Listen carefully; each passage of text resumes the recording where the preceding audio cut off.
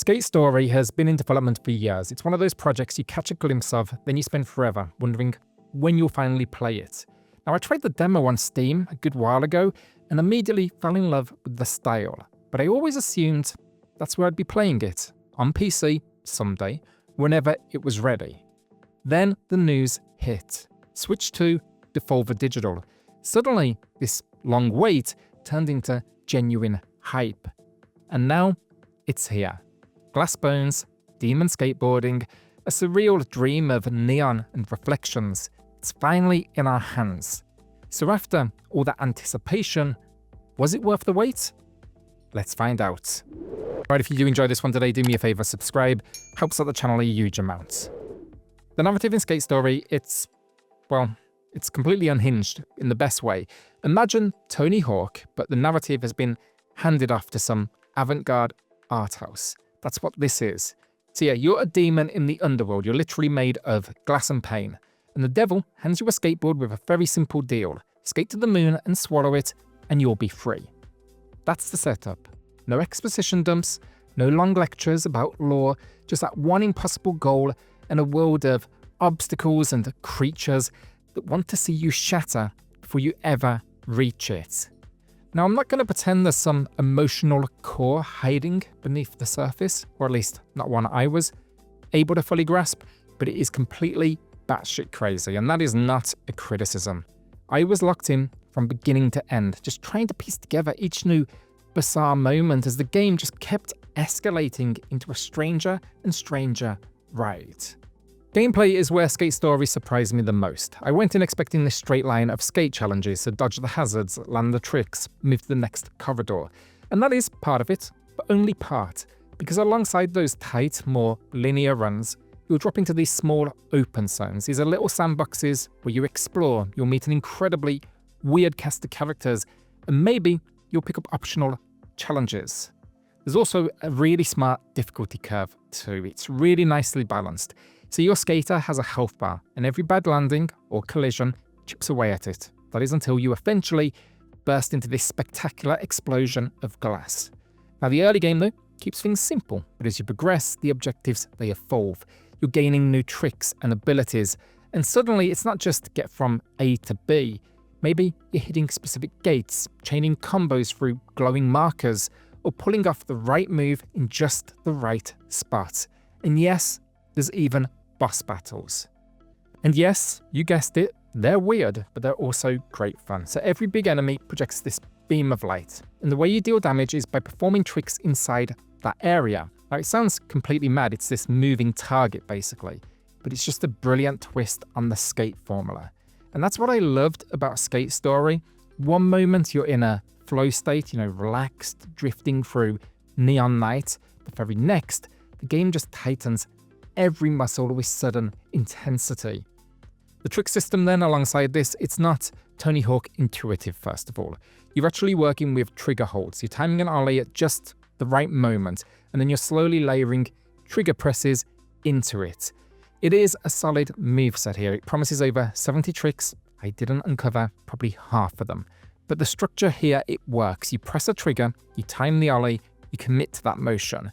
The board, it feels snappy, the inputs responsive.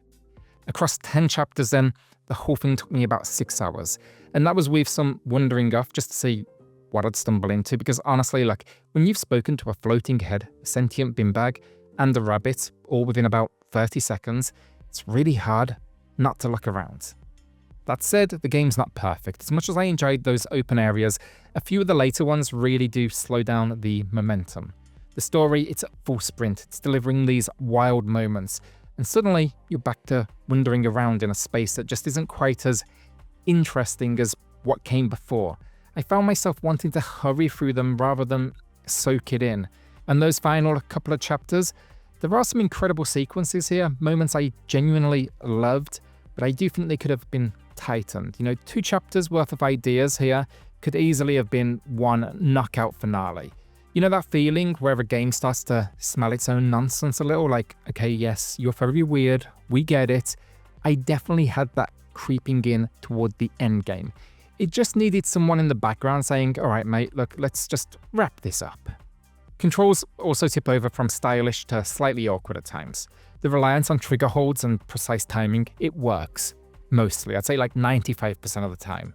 But there were a few sequences where I was fighting the inputs. A more traditional setup definitely would have probably helped keep the flow intact. Now, none of these issues, like, honestly break the experience. In fact, I'd consider them minor. But those elements, they do stop it from being maybe as tight and confidently paced as it could have been. Performance-wise, I do want to preface this by saying I've had a blast. Nothing here ever ruined the experience for me or even pulled me out for more than a few seconds. But with that said, the game targets 60 FPS and it rarely gets there. So you've got two visual modes on Switch 2, performance and quality. Performance mode aims for a higher and more stable frame rate by dialing back some of the visual effects. That's going to be mostly noticeable with lighting. Also a dash of the reflective glow. Quality mode, meanwhile, gives you the full spectacle, the glass shimmer, the neon, the deep contrast that makes this world look incredible. And honestly, I stuck with quality the entire time. The visual downgrade in performance, it's just not worth what is a very modest frame gain. You know, quality mode, it will hit 60 here and there, smaller locations, corridors, etc. But the majority of the time it's going to hover around low to mid 40s.